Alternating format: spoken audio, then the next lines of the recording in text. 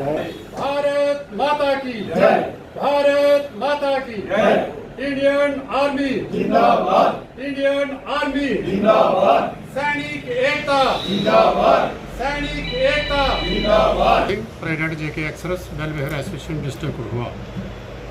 देखिए, जैसा कि आप सभी जानते हैं कि हम हर महीने 2 मीटिंग करते हैं। आज इस महीने की पहली मीटिंग थी और हम सबसे पहले आज आदरणीय जो हमारे नए डिप्टी कमिश्नर कठुआ शर्मा साहब आए हुए हैं, उनसे हमारी पूरी टीम मिलने के लिए गए थे। अब यह भी जस्ट हम वहाँ से मिल के आ रहे हैं और उसके बाद हम अपनी मीटिंग का शुरुआत करेंगे। मीटिंग में हम यही करते हैं कि जो भी हमारे एक्सर्विसमैन हैं, वीर नारीज़ हैं या बार विडोज़ हैं, उनके लिए अगर कोई भी प्रॉब्लम होती है, जहाँ कुछ भी होता है, जहाँ कोई नई पॉलिसीज़ आती हैं, तो उसके बारे में हम बताते हैं कि कैसे क्या करना है। हमारा सबसे बड़ा इशू है एक्सर्विसमैन का। देखिए, अपना जब से ये 1 रैंक 1 पेंशन उन्होंने लागू की हुई है गवर्नमेंट ऑफ इंडिया ने, तब से लेके आज तक हम यही अपने मुद्दे उठा रहे हैं कि हमारे जो जितने भी अदर्स रैंक हैं, जैसे नायब सूबेदार है, सूबेदार मेजर है, ऑनरी कैप्टन है, ऑनरी लेफ्टिनेंट है, सूबेदार मेजर है, इनको किसी को भी कोई इन्होंने फाइनेंशियली बेनिफिट नहीं दिया है। 3 पे कमीशन हो गए हैं। OROP 1 हो गया है, 1 रैंक 1 पेंशन 2 हो गया है और OROP 3 भी हो गया, लेकिन कोई भी इन्होंने बेनिफिट नहीं दिया। और अभी 8th पे कमीशन जो है वो ड्यू है नेक्स्ट ईयर से लेकर के। तो हम चाहते हैं गवर्नमेंट को आपकी तरफ माध्यम से हम ये रिक्वेस्ट करना चाहते हैं कि जो भी आपसे ये त्रुटियाँ हुई हैं, जो भी इसके अनाउंस रही हैं, तो उनको मद्देनजर रखते हुए उनको पूरा करने की कोशिश करें। इसके साथ ही मैं दूसरी बात ये कहना चाहता हूँ कि हम भी कठुआ के आम नागरिकों के बीच में ही आते हैं। हम भी कोई हम शहर से बाहर नहीं है, लेकिन बड़े दुख के साथ कहना पड़ता है।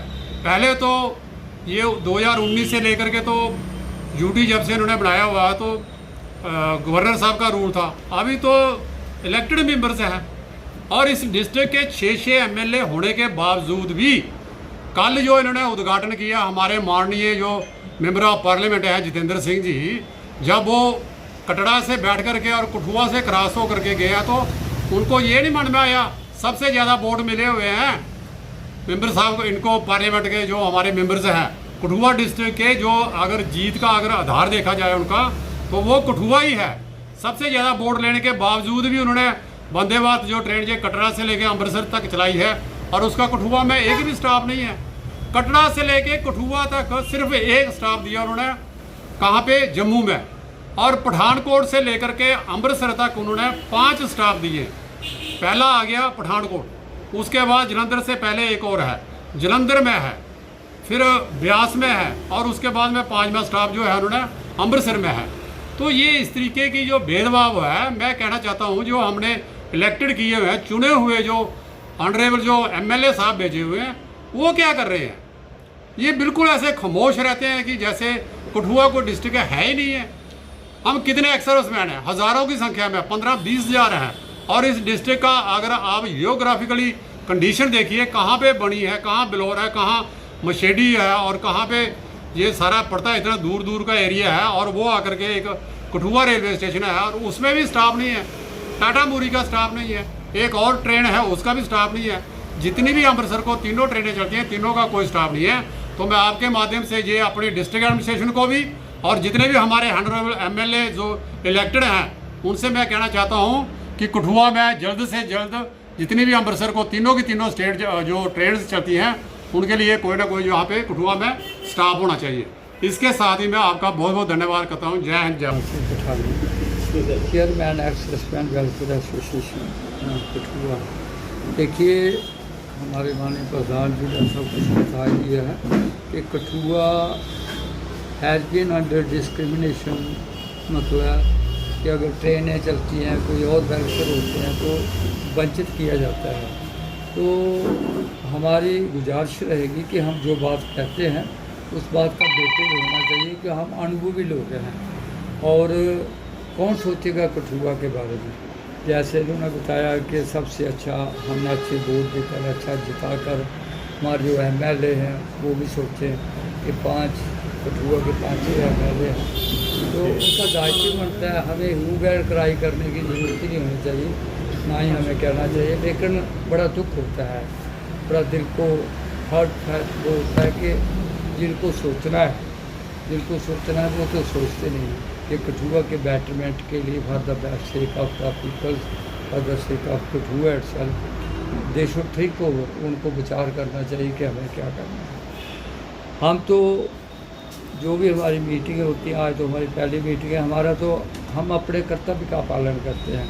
जो भी हमारी माताएं बहनें विडो वीर नारी घर में बैठी हैं, जो हमारे भाई भी जो नहीं आ सकते हैं, तो जो भी प्रासन कायन होता है, महीने में कोई भी बात होती है, दैट वी डू कम्युनिकेट, ताकि उनको भी अपने वेलफेयर का पता चल सके।